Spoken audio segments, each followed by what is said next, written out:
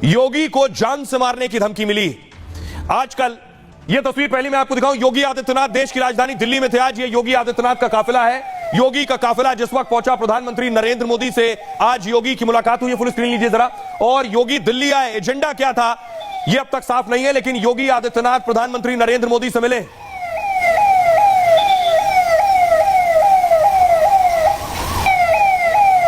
योगी को धमकी दी गई, उस बीच योगी दिल्ली में थे और मुलाकात कर रहे थे। दूसरी तस्वीर में आपको दिखाऊं, धमकी में कहा गया है कि योगी का हाल बाबा सिद्दीकी वाला करेंगे। जिस तरह बाबा सिद्दीकी को मारा गया, बाबा सिद्दीकी इसी गाड़ी में बैठने वाले थे, बाहर ही खड़े थे, शूटर्स आए और उन्होंने ताबड़तोड़ गोलियां चलानी शुरू कर दी। योगी को धमकी में कहा गया है कि योगी आदित्यनाथ को भी बाबा सिद्दीकी की तरह टारगेट किया जाएगा। जैसे ही यह धमकी मिली, उसके बाद हड़कंप मच गया। मुंबई से लेकर लखनऊ तक पुलिस एक्शन में आ गई कि आखिर योगी से कहा गया या तो इस्तीफा दे दो या फिर बाबा सिद्दीकी वाला हश्र देखो। ये रिपोर्ट देखिए।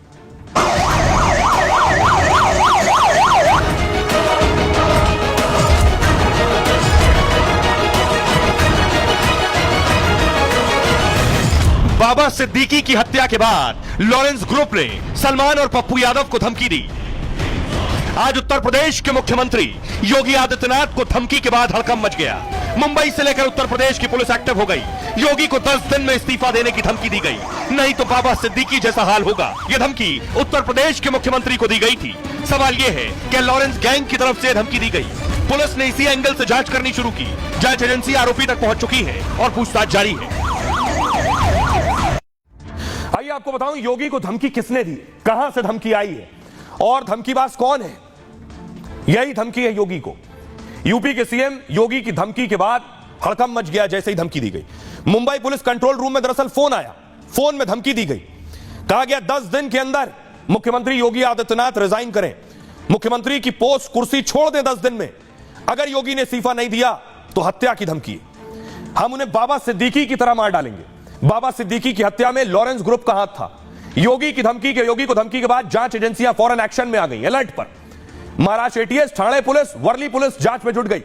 योगी को मिली धमकी के बाद एटीएस को भी जानकारी दी गई, यानी एंटी टेररिस्ट स्क्वाड। एटीएस ने सबसे पहले आरोपी को ट्रेस किया कि यह धमकी आई कहां से।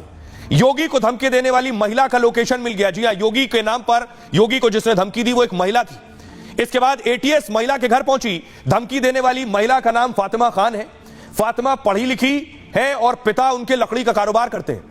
आरोपी महिला से पुलिस ने पूछताछ शुरू कर दी है। महाराष्ट्र पुलिस ने यूपी पुलिस को धमकी की जानकारी दी है। इसके बाद उत्तर प्रदेश पुलिस भी जांच में जुटी हुई है। डीजीपी प्रशांत कुमार का बयान आया कि मुंबई से हमने जानकारी मांगी है। योगी को धमकी के बाद फुल एक्शन में मुंबई पुलिस भी है। योगी की सुरक्षा में कोई कोर कसर नहीं छोड़ी जाएगी, यह अधिकारियों का कहना है। लेकिन योगी की सुरक्षा बढ़ा दी गई है।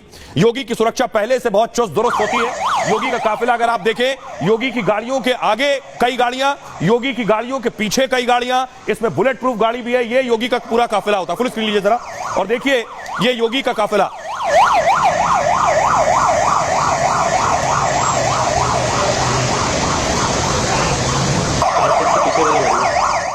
योगी का पूरा सुरक्षा दस्ता मैं आपको बताऊं कि इतना आसान नहीं है कोई योगी को धमकी दे रहा हो, लेकिन योगी के आसपास बड़ी सुरक्षा रहती है। खतरों के बीच सीएम योगी की सुरक्षा भी बढ़ाई गई।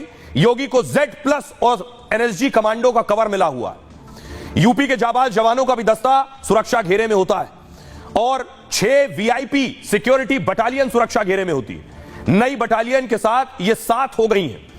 रक्षा मंत्री राजनाथ सिंह जैसी सुरक्षा योगी आदित्यनाथ को मिलती है। सिक्योरिटी एनएसजी के ब्लैक कैट कमांडो करते हैं। यूपी पुलिस ने योगी की सुरक्षा और ज्यादा पुख्ता कर दी है। इसके लिए आधुनिक हथियारों को भी खरीदा गया है योगी की सिक्योरिटी के लिए। योगी की सुरक्षा कवच को भेदना बहुत मुश्किल है। वीआईपी सुरक्षा से एनएसजी को हटाने का फैसला किया गया, जो एनएसजी कमांडोज मिले। इस संबंध में गृह मंत्रालय ने आदेश जारी किया है। एनएसजी की जगह स्पेशल ट्रेनिंग वाले जवान तैनात किए जाएंगे। अब सीआरपीएफ के जवान एनएसजी कमांडोज की जगह लेंगे। सुरक्षा पर हर महीने 1,39,00,000 रुपए के आसपास खर्च आता है हर महीने। हालांकि इसमें एनएसजी होने वाला खर्चा शामिल नहीं है जो एनएसजी पर होता है। भारत में Z+ सुरक्षा सर्वोच्च श्रेणी की सुरक्षा मानी जाती है और Z+ सुरक्षा में 10 से ज्यादा एनएसजी कमांडो तैनात होते हैं। पुलिसकर्मी समेत 55 ट्रेंड जवान तैनात किए जाते हैं। सभी कमांडोज हर वक्त चारों तरफ पैनी नजर रखते हैं। हर एक कमांडो मार्शल आर्ट का स्पेशलिस्ट भी होता है। सुरक्षा टीम के पास बहुत आधुनिक हथियार मौजूद होते हैं। इसलिए धमकी भले ही कोई दे, लेकिन इतना आसान नहीं। योगी को धमकी के बाद सुनिए जरा सियासतदान क्या कहना है। प्रदेश के मुख्यमंत्री सुरक्षा के दृष्टिकोण से एक अभेद्य सुरक्षा में रहते हैं, पर सुरक्षा पे कोई लापरवाही नहीं होनी चाहिए। आवश्यकता पड़े तो मुख्यमंत्री की सुरक्षा और बढ़ा देनी चाहिए, परंतु चुनाव के मौके पर ऐसी धमकियां, जैसे अभी एक दो मिली थी, झूठी साबित हुई, तो क्या ये चुनाव के दृष्टिकोण रखते हुए धमकी दी गई, इसकी भी जांच होनी चाहिए। तो मैं कहूँगा कि ये बिल्कुल कंडेमनेबल है। इस तरह की धमकी देना, वो भी किसी चीफ मिनिस्टर को ताल्लुक से, इसको बहुत सीरियसली टेकअप करना चाहिए। और ये नहीं जिस तरह से एयरपोर्ट्स के ऊपर कॉल आती रही, 50-60 फ्लाइट्स को डाइवर्ट करना पड़ा, रोकना पड़ा, और मुसलसल इस तरह की जो कॉल्स आती रही, अब उसमें अंदर एक ये इजाफा दूसरी तरह का हो गया है। तो मेरी समझ में नहीं आता कि सरकार कर क्या रही है। किसी भी को भी अगर धमकी आए तो मुझे लगता है पुलिस को उसको जो है संजीदा तरीके से लेना चाहिए और उसकी जांच करनी चाहिए, और हम उनकी लंबी आयु की और उनके अच्छे स्वास्थ्य की जो है कामना करते हैं। तो न सिर्फ योगी की सुरक्षा चाक चौबंद है, बल्कि आजकल धमकियों का सीजन चल रहा है। कभी कोई सलमान को धमकी दे रहा है, कोई पप्पू यादव को धमकी दे रहा है, कोई किसी और को धमकी दे रहा है, योगी को धमकी दे रहा है। पीएम मोदी की सुरक्षा मैं आपको दिखाने जा रहा हूं। प्रधानमंत्री नरेंद्र मोदी की भी सुरक्षा चाक चौबंद होती है। कड़ी सुरक्षा घेरे में पीएम मोदी होते हैं। देखिए जरा,